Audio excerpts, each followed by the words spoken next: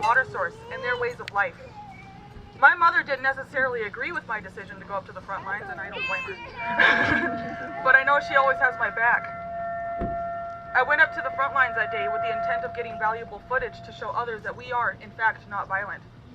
I went up to the front lines that day to voice my opposition to the Dakota Access Pipeline. I know that a lot of people, mainly my mother and my stepdad, were worried about me, but I know that this was something that I had to do.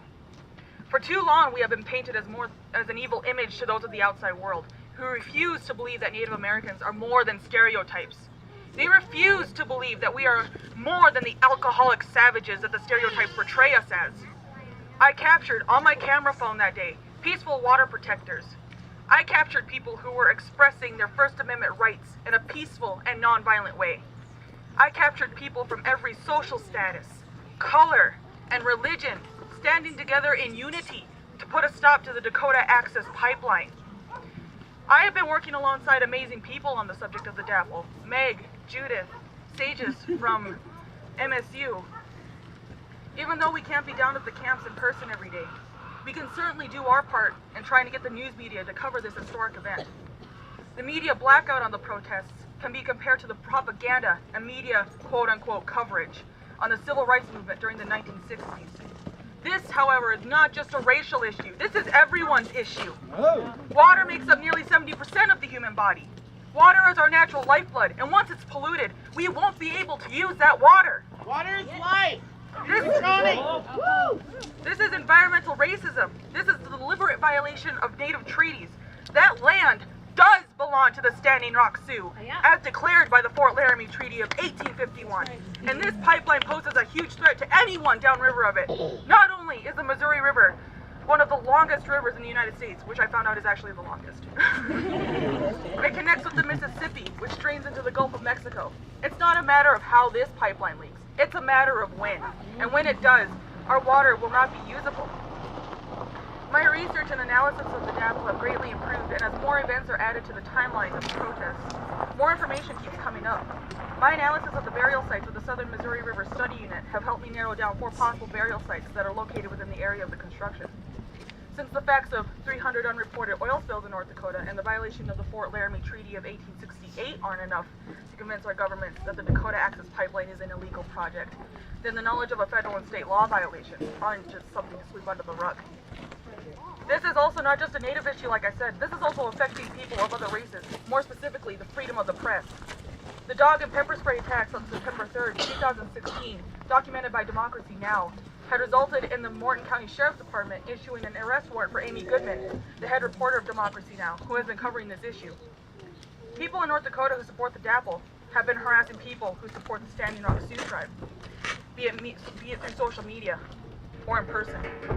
Vandalism of a family's garage in Mandan, North Dakota, with derogatory remarks and the termination of a volunteer firefighter's job due to his racist comments over social media are just a few examples.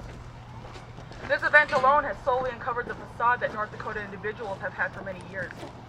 Racism has become more apparent, and it is finally revealing people's true feelings towards minorities within the state, and it is slowly beginning to show to the rest of the world. Again, I ask the question, why is it my skin color that bothers you, and not my personality?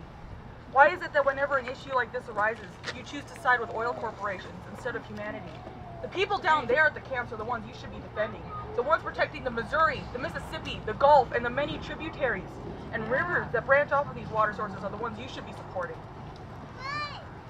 For myself, I have lived in North Dakota for the first 18 years of my life. This is not the first case of environmental and individual racism within the state. I remember my grandmother, Marlene Woodenhorse Spotted Horse, who used to live in Elbow Woods, North Dakota, and how she would always speak about her life with her family and within that reservation town. I remember her dancing traditionally around her living room when I was younger. I remember her teasing me in her native tongue. I'm sorry. My grandmother was one of the last full-blooded Arikara women on our reservation, alongside her sisters Pearl Spotted Horse and Marcilla Spotted Horse. I myself have never lived on the reservation, but I know of that Lake Sacagawea, the man-made lake put forth by the North Dakota state government, that flooded many towns on the Fort Berthold Indian Reservation, including Elbow Woods. I have a feeling that I would have been raised alongside other tribal members of the 3 affiliated tribes. My grandmother was forced from her home, and she eventually settled in Dickinson, North Dakota, after spending some time in Minnesota and attending the Flandreau Indian boarding school. Lake Sacagawea is just one of the many examples that state governments think that they have power over our sovereign nations. Recently, my little sister, Jonica Stevens, her native name being Kwat Sapit, which means goose woman in Sanish, wrote a letter to President Obama asking him to end the pipeline. With her permission, I read it to you now, and she has grammar mistakes. She's 10 years old. Dear Mr. President, I am Jonica Stevens from Dickinson, North Dakota, and a pipeline that is going to have oil in the pipe, and it is going through our main water that we drink from. Like I said, she's 10 years old. And the builders are building it, and I am worried about my sister Marina. She is at the pipeline, and cops are there, and they are arresting Native Americans, and I am one too. But I am not arrested. But I am worried that my sister will be arrested, and I am afraid. And I am asking you to stop the pipeline. And if the pipeline goes on, the pipe might leak and have oily water, and then we will get sick and then die. So the builders want money. They don't care about their families and water. They care about money, and I am angry. This was my favorite part right here. I have to go to bed. Bye. Sincerely, Jonica. This letter from a 10-year-old little girl in 4th grade came from her heart. My little sister knows the dangers of this pipeline. She recognizes the threat of police brutality on people down at the camps. A 10-year-old little girl knows the situation.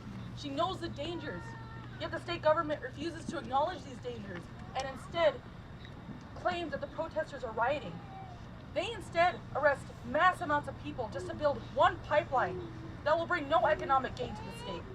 What does it say about our state government when even a little girl is scared by this pipeline? Now, a lot of you know about the Thursday's events that took place. And while I was watching that, my mom texted me telling me that she was going down there to support the people that were being arrested, being shot at. And while I was thinking about that, I was thinking about the possibility of her getting hurt. We all know that a horse was killed that day. But what if that wasn't a horse? What if that was a mother? What if that was a father? What if that was a child? What if that were my mother? What if that were my stepdad? If that had happened, if my mother or father had gotten hurt, I wouldn't have been able to go back to my brother and sister as quickly as I would have liked to.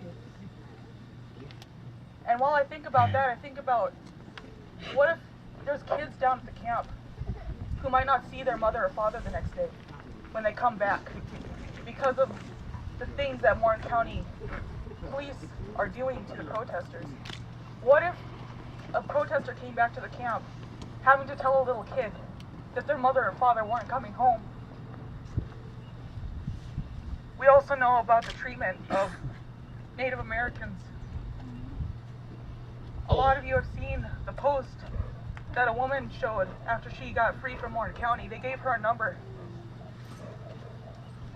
The only other person that I know of who gave people numbers instead of their names was Adolf Hitler during the Holocaust, when he was declaring mass genocide on the Jewish people. If you don't support the pipeline, if you don't support the Native protesters down there, think about their children. Those protesters are protecting their water. And what if their parents don't come home? That child will not have a mother or father. Once again, I do declare solidarity to the Standing Rock Sioux tribe. I do declare solidarity to the protectors of our sacred waters. I do support the efforts of everyone down at the camps. There has been no violence, and there was no weapons present on any of the protesters. We have been peaceful, and we will continue to be peaceful. The riot police sent by Morton County and Governor Jack Dalrymple may be intimidating, but we will continue to hold our ground against energy transfer and anyone who thinks they can push us around. We have been made to be silent with the establishment of the reservations, but we will be silent no longer. All over the nation, people are coming together to fight the Dakota Access Pipeline. Every color and every religion imaginable are coming together in unity to say no to this product of human greed. Tashunka Witko once said that the seventh generation would come together to stop the threat of a black snake on sacred lands. We are the seventh generation. It is our time to take a stand against oil corporations and their toxic black snakes.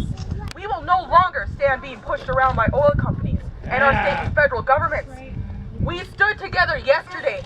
We stand together today. And we will stand together tomorrow until the federal government sees that they cannot allow our state governments to deliberately violate our treaties. Honor the treaties. Honor the sacred. Mini Witoni. Remember that this is not just a native battle. This is everyone's battle. Without water, we cannot survive. Without water, we are nothing. As John Hollowhorn, an Oglala Lakota tribal member once said, someday the earth will weep. She will beg for her life. She will cry with tears of blood. You will make a choice if you will help her or let her die. And when she dies, you too will die. My brothers and sisters all over the nation, our earth is in need of our help. Today, our earth weeps whenever it rains. She is begging us to help her in her greatest time of need. If you do not take a stand, you are allowing our earth to die. We are united. We are one. Mini Wachoni. Water is life.